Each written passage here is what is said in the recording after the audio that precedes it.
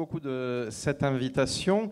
Il me paraît assez évident que nous vous proposons, grâce à Jean Mariani, un type de réflexion très différent de ce que nous avons eu jusqu'à présent. Vous étiez dans le très concret, dans l'action immédiate. Et là, tout d'un coup, on vous propose une réflexion stratosphérique.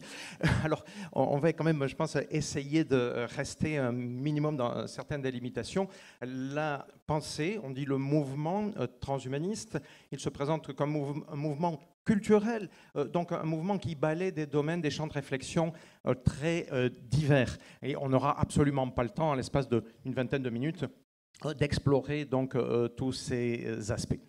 Une définition, vous pouvez prendre la définition que vous trouverez sur Wikipédia, elle fait à peu près l'affaire, à peu près le mouvement de pensée, le mouvement culturel, qui se propose d'améliorer la condition biologique de l'humain grâce à la technique. Vous pouvez me dire, jusque-là, on a presque l'impression que c'est finalement peut-être pas très très loin de la médecine, sauf qu'il y a cette idée de, en anglais ou en américain, de enhancement, qui peut être traduit par amélioration, comme je choisis de le faire, qui est souvent traduit par augmentation. Alors, déjà, je pointe du doigt qu'un des nombreux problèmes dans les définitions, c'est que les sens, pour l'instant, des mots ne sont pas fixés. Donc, vous pouvez avoir des interprétations tout à fait diverses. Alors, je viens maintenant à la spécificité de l'association française dont le petit nom est Technoprog pour technoprogressisme, qui se distingue peut-être un petit peu, ou qui précise certaines choses par rapport au transhumanisme des premières années, c'est-à-dire des années 80 à peu près, en insistant sur les dimensions sanitaires, environnementales et sociales, qui étaient donc peu présentes au départ de la pensée transhumaniste. Et puis, pour terminer cette première intervention, j'aime bien mettre à cette définition, rajouter un élément supplémentaire, qui est de dire que le transhumanisme, quelque part, il est à l'œuvre peut-être depuis que humain il y a. C'est-à-dire que transformer notre biologie par la technique, l'humain l'a fait sans doute depuis toujours, que ce soit par simplement les habits, voilà, le feu, que sais-je. La pratique vaccinale, de notre point de vue, rentre dans ce champ. Donc, qu'est-ce qui justifie un néologisme? Qu'est-ce qui fait qu'on en parle tant, etc. Je pense que c'est essentiellement une question de prise de conscience. C'est simplement que jusqu'à présent, nous avons transformé notre biologie sans avoir cet objectif. À partir de maintenant, nous savons que nous commençons à disposer d'outils de plus en plus nombreux, invasifs, pour faire ces choix d'orientation de notre biologie. À partir de ce moment-là, nous nous retrouvons avec une responsabilité nouvelle, une responsabilité qui est sans doute phénoménale. Merci Marc d'avoir donné, si j'ose dire, ta définition ou la définition franco-européenne du transhumanisme. Le sous-titre de mon livre que vous voyez à gauche est assez informatif sur ce que je pense du transhumanisme. Parce que moi, ce livre, il est né d'un agacement ou maîtrisé, si j'ose dire, avec les deux co-auteurs. D'où je viens de la médecine fondée sur la preuve et de la recherche. C'est simple, et en particulier orientée sur le vieillissement, recherche préclinique, recherche translationnelle, recherche éventuellement de traitement, avec, en particulier sur le cerveau, avec pour l'instant peu de succès. Pas seulement moi, mais l'ensemble de la communauté. Et j'ai vu quand même apparaître dans un discours qui venait des États-Unis quand même, après bon, peut-être que l'AFT a une autre position, un discours qui venait des États-Unis et qui a été relayé en France par des gens dont le nom a été cité, Laurent Alexandre, pour ne pas le nommer, qui est un influenceur important. Et donc, c'est quand même important de voir ce que reçoit l'opinion, pas ce que reçoivent uniquement les scientifiques, qui a été relayé d'une manière qui était, je vais résumer la chose, en gros, à partir de 2040, circuler, il n'y a plus de problème.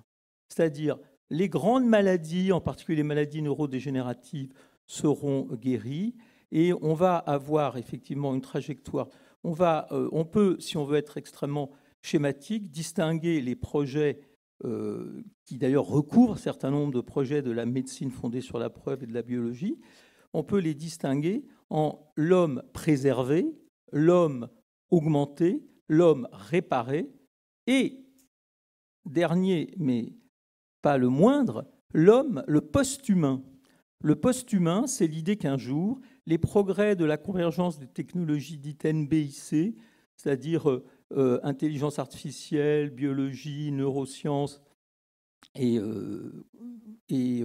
nanobiologie, feront que on va être capable d'arriver à un état dans lequel on peut dématérialiser, désincarner l'homme, pour faire court, préserver son cerveau dans une puce.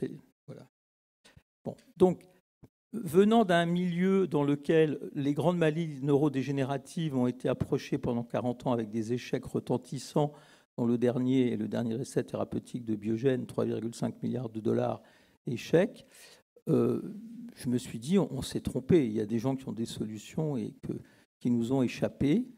Et donc, j'ai essayé de voir ce qu'apportait le mouvement transhumaniste. Alors, je ne doute pas qu'il soit pluridisciplinaire, qu'il soit à plusieurs niveaux, de la philosophie jusqu'à la biologie.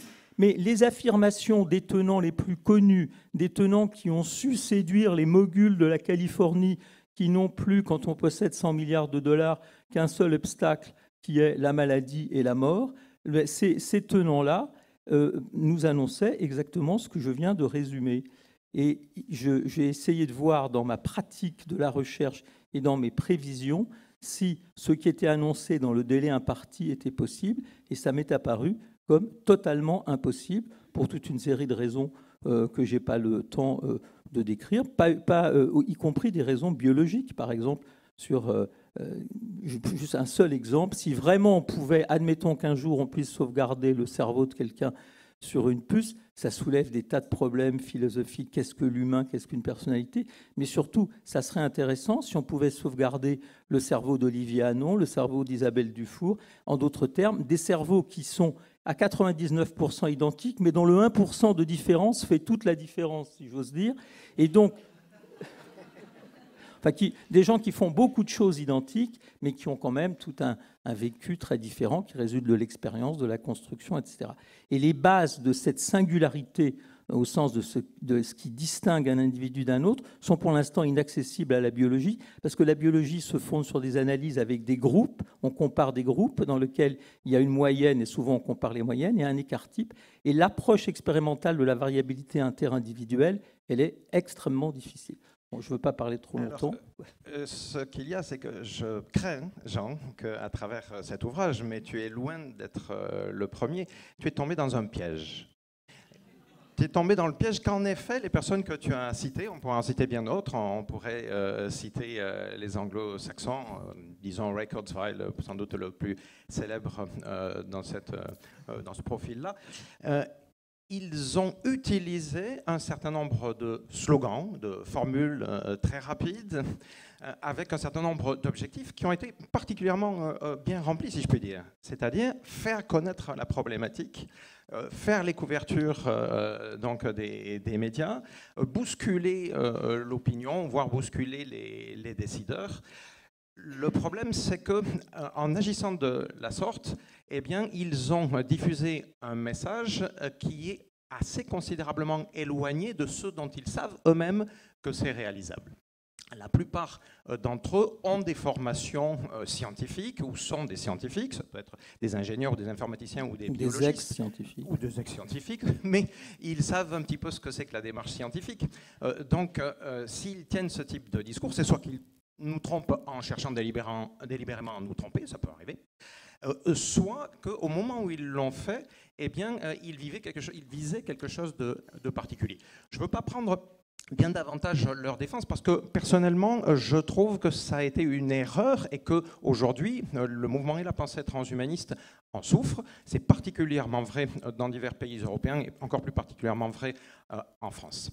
Le problème, c'est qu'il faut arriver à dépasser aujourd'hui ce premier message très médiatisé et par ailleurs assez régulièrement caricaturé du transhumanisme pour voir vraiment ce qu'il y a derrière. Je veux également faire court, mais prenons le premier des termes qui a été utilisé et qui correspond à notre réflexion globale aujourd'hui. Donc le transhumanisme, c'est d'abord présenté en parlant d'immortalité. Donc, d'où le mythe de Titon. Alors que si vous lisez Ray Kurzweil, eh bien vous vous apercevez rapidement qu'il ne vise jamais l'immortalité divine, celle qui empêche même de mourir. Il n'est pas question de cela. Ce dont il est réellement question, si on creuse un tout petit peu, c'est ce que Edgar Morin, bien en France, a appelé une amortalité, avec un seul M. Edgar Morin, qui est un scientifique bien connu d'ailleurs. Peu importe, mais ce qui est intéressant, c'est le concept qu'il propose. I'm teasing you. Donc, amortalité, à partir d'Edgar Morin, c'est seulement une victoire hypothétique sur la maladie et sur le vieillissement. Donc, c'est déjà énorme, gigantesque, mais ça n'est pas du tout la même chose que immortalité, parce qu'immortalité, c'est un concept métaphysique. Alors que amortalité se veut être un concept vers lequel on peut rationnellement tendre, même simplement par la médecine. Donc voilà un élément, déjà pour dire qu'il faut bien faire attention. Je crains qu'à travers les médias, à travers un bon nombre de commentateurs encore en France, eh bien, on ait du mal à approcher la réflexion et la pensée transhumaniste, parce que le filtre qu'on nous a proposé, en fait, il est opaque.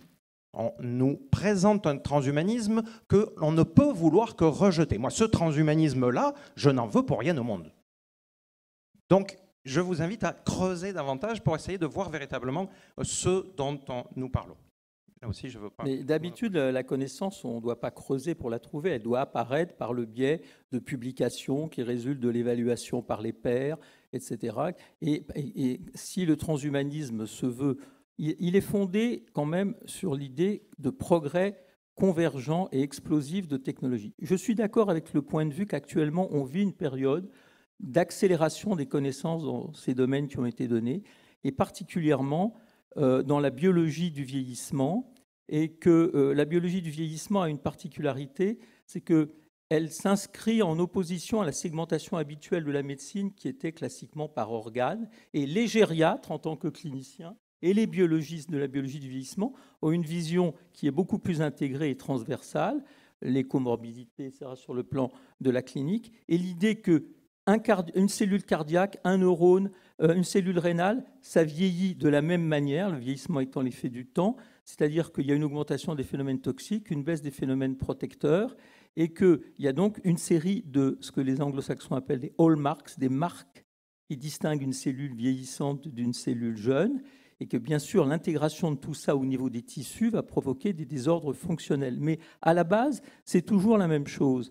Et je pense qu'une partie des échecs, par exemple les grandes maladies neurodégénératives, qui sont, si on se limite au cerveau, un exemple d'échec thérapeutique, que ce soit le Parkinson où on fait de la supplémentation, la SLA où tout le monde meurt au bout de 4 ans, la maladie d'Alzheimer, ces grandes maladies, les échecs sont sûrement dus au fait qu'on n'a pas assez pris en compte la biologie du vieillissement comme un partenaire de la physiopathologie et qu'on a fonctionné sur des paradigmes peut-être trop étroits et trop anciens qu'il faut les remettre en cause.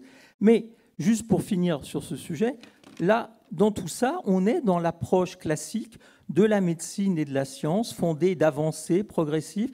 En plus, la méthodologie scientifique, pour moi, la science ne s'interdit aucune question, y compris la question de l'immortalité, si on le veut, mais on adopte une méthodologie qui vous inscrit dans le milieu de la science, c'est-à-dire qu'il y a une faisabilité des réponses dans un délai qui n'est pas « Ah oui, peut-être qu'on sera immortel dans 120 ans ». C'est pas après, parce que là on est dans la futurologie et généralement les futurologues se trompent, même si d'ailleurs parfois dans le sens où des progrès sont plus grands que ceux qu'ils imaginaient.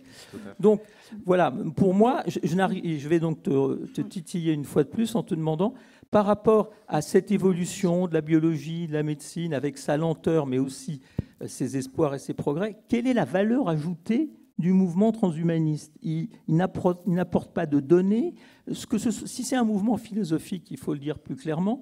En plus, si c'est un mouvement dans lequel le transhumanisme européen est soft par rapport à un transhumanisme sauf que Jean n'a plus beaucoup de temps, malheureusement. Là, hein. Donc, voilà. Il faut distinguer. C'est comme dans les débats télévisés. Toi, chacun a son timing, et c'est marqué là. Alors, vous me dites, je fais le plus court possible.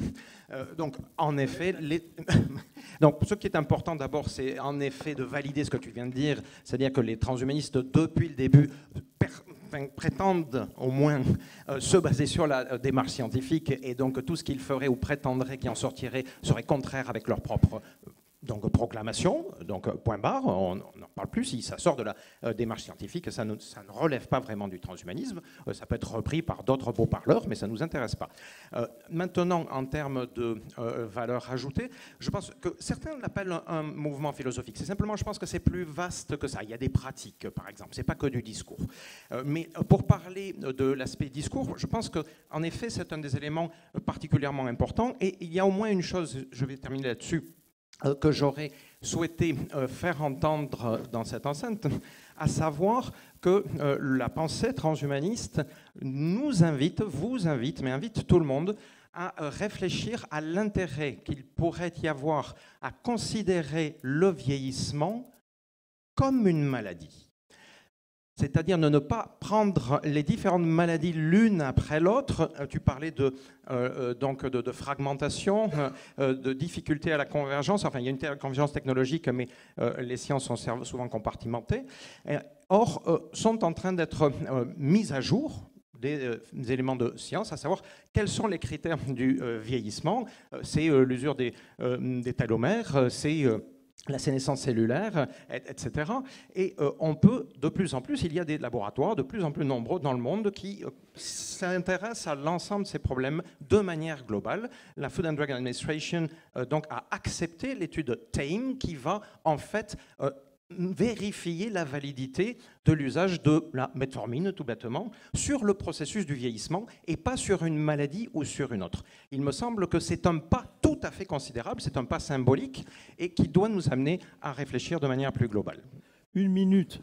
Il a envie de... Avant l'échafaud. Il ne faut pas l'énerver. Une minute, monsieur le bourreau.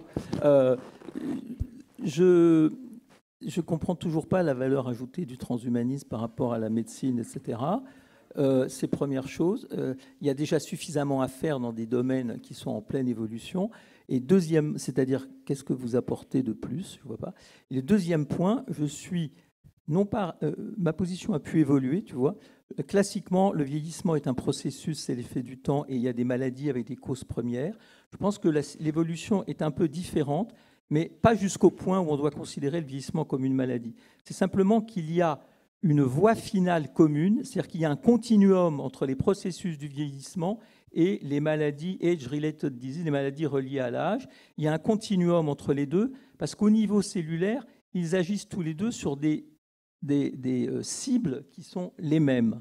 Mais ce n'est pas pour ça que le vieillissement est une maladie. D'abord, ça m'embêterait de devenir malade à la fin de ma vie, et même avant. Je ne refuse d'être considéré comme un malade en puissance. Merci à tous les deux, là. Ouais. Avec plaisir.